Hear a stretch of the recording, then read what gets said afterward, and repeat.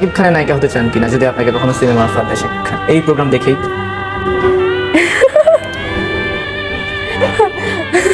হ্যাঁ, হাসি পাচ্ছে আমার।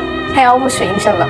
শাকিব খানের জন্য আরোহী মিমের বিসর্জন। দর্শক, সম্পূর্ণ ঘটনা জানলে আপনার চোখ কপালে উঠে যাবে। শাকিব খানের আপকামিং সিনেমা সুলজান নিয়ে কথা উঠছে সিনেমা পাড়ায়, আর এই সিনেমাকে ঘিরেই চলছেন নানান কথা কথোপন। এই সিনেমায় পরিচালক শাকিব ফাহাদ চাই নায়িকা হিসেবে আরোহী মিমকে নিতে, কিন্তু শাকিব খানও সাফ সাফ জানিয়ে দিয়েছে যদি আরোহী মিম নায়িকা হিসেবে থাকে তাহলে তিনি কাজ করবে না। গল্পের স্বার্থে যদি আরোহী মিমকেই প্রয়োজন হয় তাহলে নিতে পারে, তবে শাকিব খানের কিছু শর্ত রয়েছে। প্রথমত, আরোহী মিমের ওয়েট গেইন করতে হবে এবং বডি ফিটনেস ঠিক করতে হবে, কারণ আরোহী মিমকে দেখতে পুরোটাই বাচ্চাদের মতন লাগে। এছাড়াও নাকি শাকিব খানের আরো কয়েকটি ডিমান্ড রয়েছে। শাকিব খানের সবগুলো ডিমান্ড পরিচালক শাকিব ফাহাদ আরোহী মিমকে জানায়, আর তখন থেকে আরোহী মিম নাকি প্রস্তুতি নেওয়া শুরু করে শাকিব খানের ডিমান্ড গুলো পূরণ করার জন্য।